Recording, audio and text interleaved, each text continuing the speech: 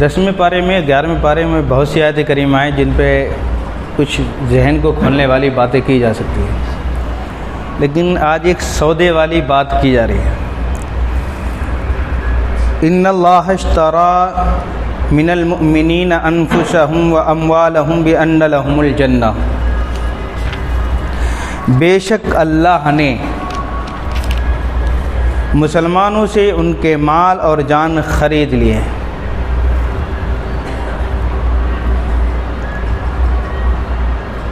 اس بدلے پر کہ ان کے لیے جنت ہے۔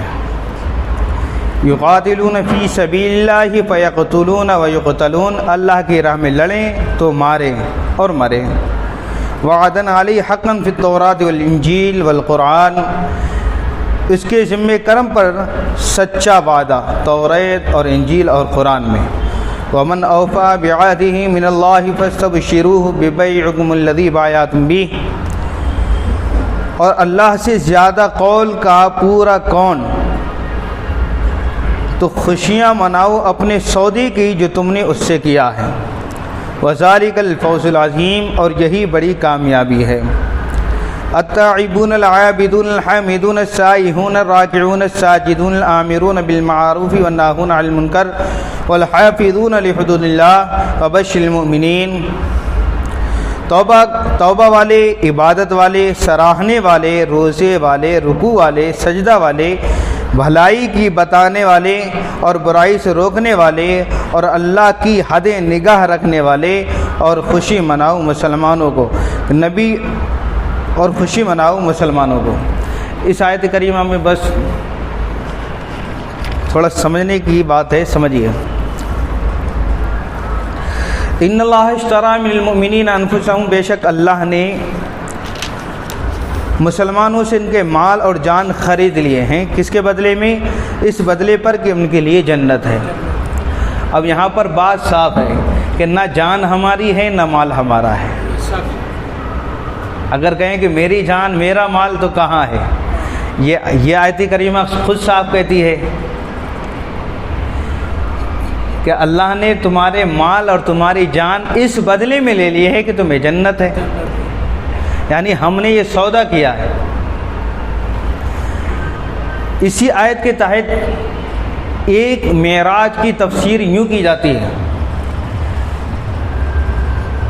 النبی اولا بالمؤمنین من انفسہم، نبی جو ہیں مومنین کے زیادہ جان کے مالک ہیں، یعنی ہماری جانوں کے مالک جو ہے کیا ہیں؟ نبی ہیں۔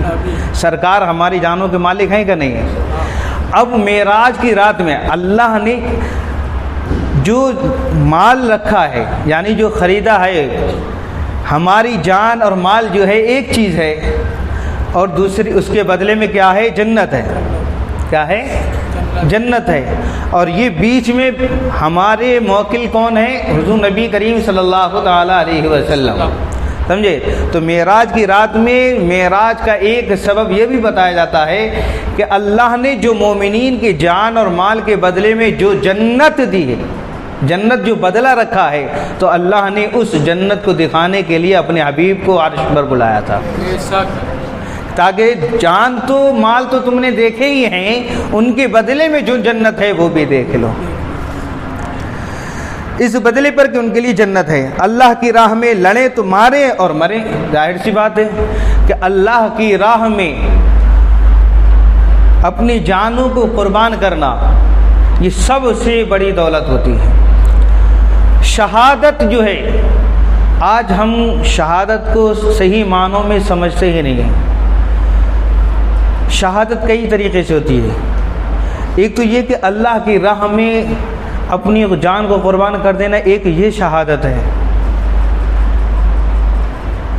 اگر یہ بھی آئے، یہ بھی موقع ملے کہ اسلام کی خاطر یا نبی کی شان کی عظمت کے لیے اگر ہمیں اپنی جان قربان کرنا پڑے تو کبھی بھی پیچھے نہیں ہٹنا چاہیے۔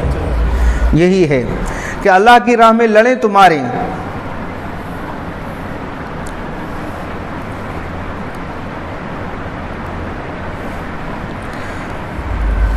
راہ خدا کی اگر پیچھے سے مثالیں دیتا ہوں تو دیکھو، حضور نبی کریم صلی اللہ تعالیٰ علیہ وسلم کے زمانے میں بھی شہید ہوئے، صحابہ کرام شہید ہوئے، تابعین طبع تابعین میں بھی شہداء ہوئے ہیں، سمجھے؟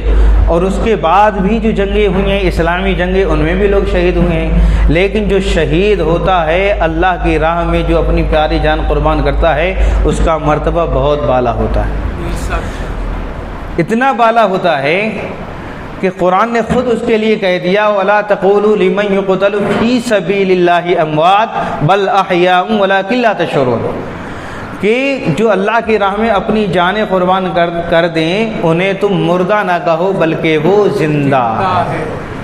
سب سے بڑا انعام یہ دیا ہے قرآن نے ان کے لیے۔ وعدن علی حقن فی التوراۃ والانجیل والقرآن، اس کے ذمہ کرم پر سچا وعدہ توریت اور انجیل اور قرآن میں، اور اللہ سے زیادہ قول کا پورا کون۔ اب یہاں پر یہ بات ہے کہ سودے بازی میں کوئی مکر سکتا ہے، میں تمہارے ساتھ سودا کروں، تمہیں زیادہ کہیں نفع مل گیا تو تم اپنے سودے سے مکر سکتے ہو کہ نہیں مجھے تو اور زیادہ ملا، اگر تمہیں اتنا دینا ہے تو دو ورنہ میں دوسری جگہ بیچ دوں گا۔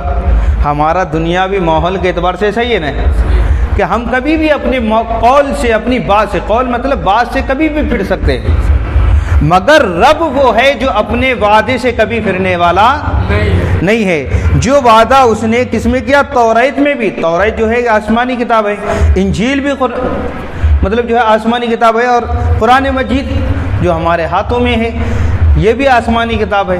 تو ان کتابوں میں جو اللہ نے وعدہ کیا ہے اس کا پورا کرے گا، اس کے ذمہ کرم پر سچا وعدہ ہے جو کیا ہے قرآن میں، توریت میں، زبور میں، انجیل میں جو وعدہ لیا گیا ہے، تو یہ کیا ہے؟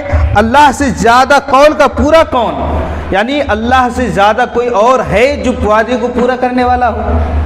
کوئی نہیں ہے، یعنی اللہ کا وعدہ کیا ہے؟ سچا وعدہ ہے۔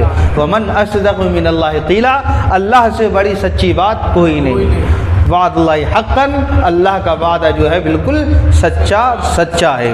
تو کیا ہے؟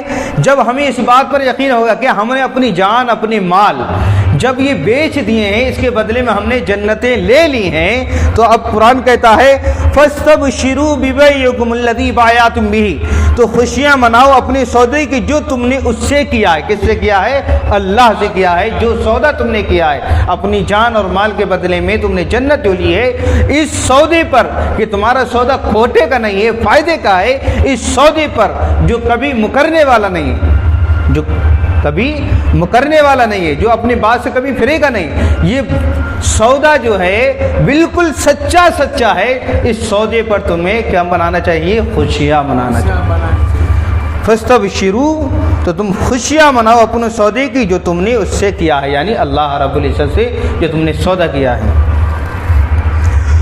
وذالک هو الفوز العظیم، اور یہی بڑی کامیابی ہے۔ یہ جو ہے مومنین کے لیے سب سے بڑی کامیابی یہ ہے۔ دوسرے الفاظوں میں یہ کہہ دوں کہ ہم لوگوں کے لیے سب سے بڑی کامیابی ہے۔ اب اس بات کو سن کر کے کوئی نماز پڑھنا نہ چھوڑ دے کہ ہم نے تو پہلے ہی اپنی جان و مال کے بدلے میں جنت لے لیے۔ بے شک جنت جو ہے اللہ نے جو قرآن میں کہا بالکل برحق ہے کہ مومنین کی جانوں کے بدلے اور ان کے اعمال کے بدلے میں اللہ نے، تو اعمال میں یہ ساری چیزیں داخل ہیں کہ نہیں؟ یہی وجہ ہے کہ ہماری جان تو ہے ہی ہیں، مگر جو اعمال ہے اس کے بدلے میں بھی، تو اعمال خالی یہ نہیں کہ ایک ٹائم کی نماز پڑھ لیا ہمارا اعمال بہت ہو گیا، بلکہ جتنا بھی ہے، چاہے چھوٹی نیکی ہو وہ بھی اعمال ہے، بڑی نیکی ہو وہ بھی اعمال ہے۔ اعمال میں ساری چیزیں داخل ہیں۔ اعمال میں یہ بھی داخل ہے اگر تم اپنی بیوی کو ایک لقمہ کھلاتے ہو، وہ تمہارا صدقہ کہلاتا ہے، وہ اعمال میں داخل ہوتا ہے۔ کس میں داخل ہوتا ہے؟ اعمال میں داخل ہوتا ہے۔ تو جان اور اعمال کے بدلے میں تم نے اللہ سے جنت کا سودا کیا ہے، اور یہ سودا کیا ہے خوشی کا سودا ہے، اور اس سودے پر خوشیاں منانا چاہیے۔